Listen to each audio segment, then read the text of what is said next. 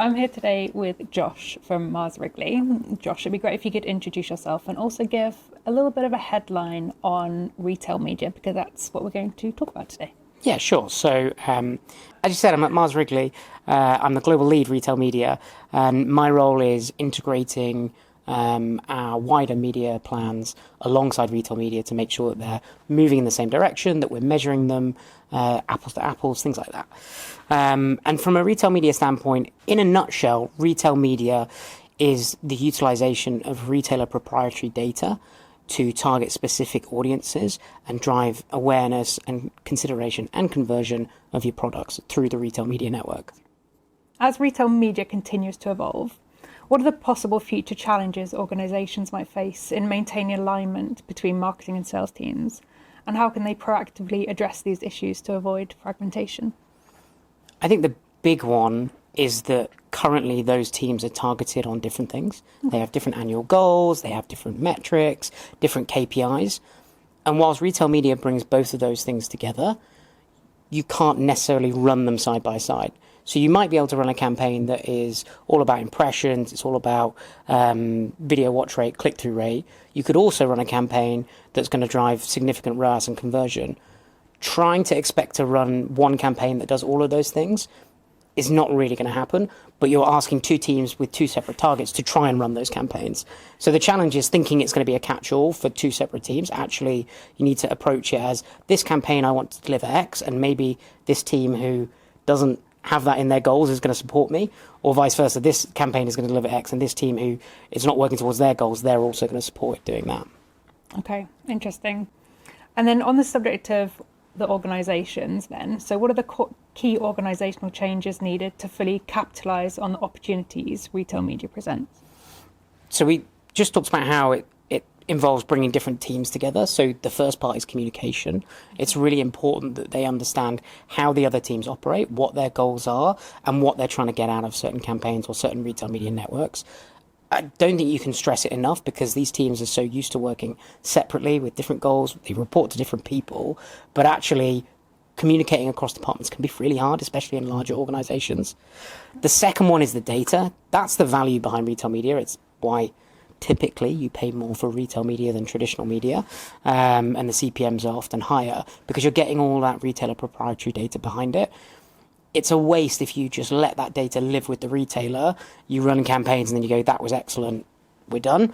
You need to bring that data in-house, use it, own it, and recognize that different teams are probably going to want to have different pieces of that, and they want to put it towards, proving X concept or Y concept, but also using the data holistically to understand how overall is retail media performing for me. And on that subject, you mentioned the data there. Just as a little side question from me, I guess, is it reasonably easy to get the data off the retailers? It's not. Okay. But I would say that a lot of retailers are open to partnering with brands that want to extract that data. I think right now they're very aware that brands have a lot of data coming in for more traditional media that they run, social, linear, connected TV, things like that. And retail media kind of sits at the side.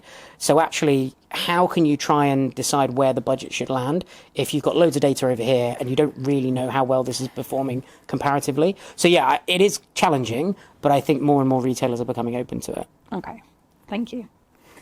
And then what are the potential pitfalls of restructuring teams specifically for retail media, and how can they be mitigated?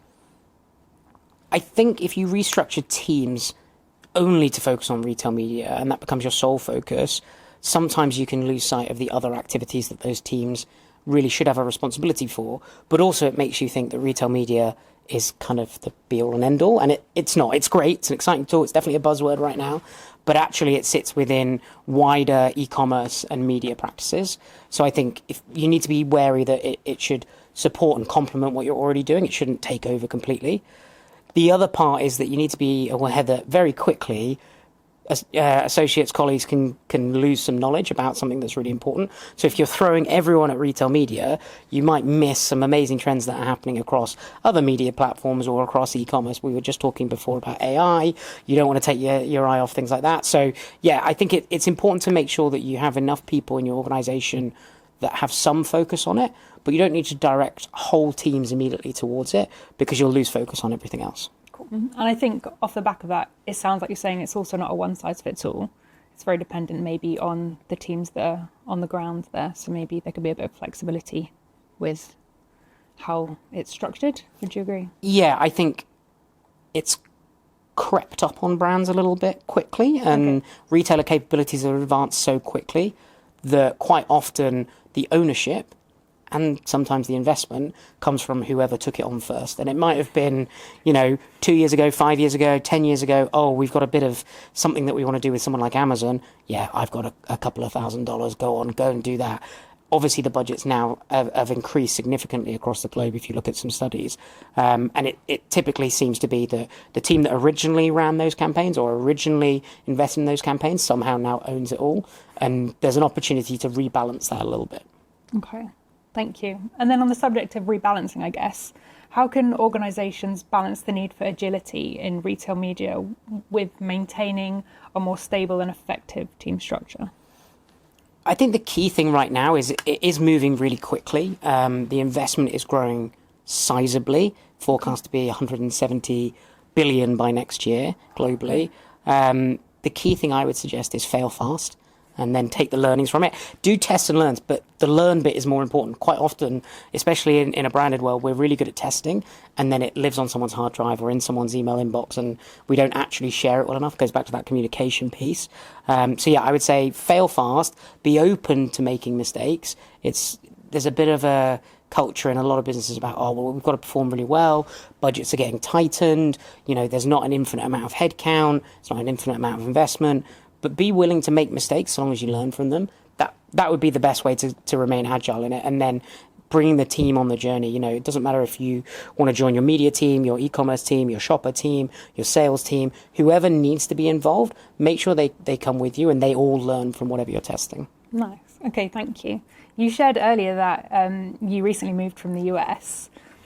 Do you think that maybe there are some regional differences in retail media? Is maybe the US slightly ahead, or are you seeing some better changes here in the UK? I think, and this is a very blanket statement, so it doesn't. Okay. It's not exclusive and it doesn't apply to all retailers, but in general, the US has slightly better capabilities when it comes to on-site and off-site display advertising. Europe has some more advanced capabilities when it comes to in-store and joining that on-site and off-site activation with the in-store piece. And then if you look more towards Asia, you've got some incredible things going on with China and Asia with social commerce. So yeah, I don't think one area or regional market is more advanced or one retailer. It seems to vary hugely depending on their capabilities and also the brands that have chosen to partner with them. Retailers can build loads of capabilities, but unless they sell the concept into the brands, show the brands that the performance is there, they probably won't get investment. So it's a mixed bag across the board. Nice. Okay. And then I guess one final question from me. Over the next year, can you anticipate any big changes coming to retail media? I think that historically, in the very short time that it's been a very key buzzword in our industry, retail media has been a big push from the retailers for brands to invest in different media capabilities as they've built them out. Going forward, I think there's going to be a bit of a consolidation from brands, and they're going to start saying, if this truly fits within what I'm doing on a wider media piece, then I'm going to actually have some asks for you. And it's no longer going to be, okay, you want me to do this to get that. It's going to be, these are my media aims. Can you service them? And that's going to come with some requirements. So one is going to be around brand safety. Actually, we get loads of brand safety metrics and capabilities and checks when we do other media. Can the retailers provide that? Because if they can't, brands are at risk of their ads showing up in places that they don't want them to. The other one is going to be around measurement. Actually, can I start comparing my other media with retail media? What is the data that I get back? How extensive is it? Am I getting the data, or am I getting a 4-line email saying, your campaign was very successful, please can we have some more money? Not saying that retailers do that, but sometimes it can feel like that. So yeah, I think the big one is around measurement, and brand safety is another. The last one I'd probably say is we're moving very quickly out of retail media into commerce media, another buzzword. But I think that's coming about from the fact that anyone that has data is suddenly realizing that they can monetize it. So we've seen Chase Bank launch their own media network, United Airlines. The list will continue to go on because they have that data. And actually, do you know what? If I'm sat on a United flight and there's a screaming baby behind me and I suddenly get an ad for noise-cancelling headphones, that's probably a great piece of data that's been put to work. So, yeah, we'll see that extension going beyond it. And the difference in there, especially if you look at Chase Bank, for example, is their data is not limited by, okay, does this consumer shop in a Tesco, a Sainsbury's, or a Co-op? They know, irrelevant of where you shop, what you're buying, and there's different opportunities that are available there. Oh, thank you. Anything else you'd like to add before we sign off for the day? No, thanks very much for having me. No, thank you so much for joining us.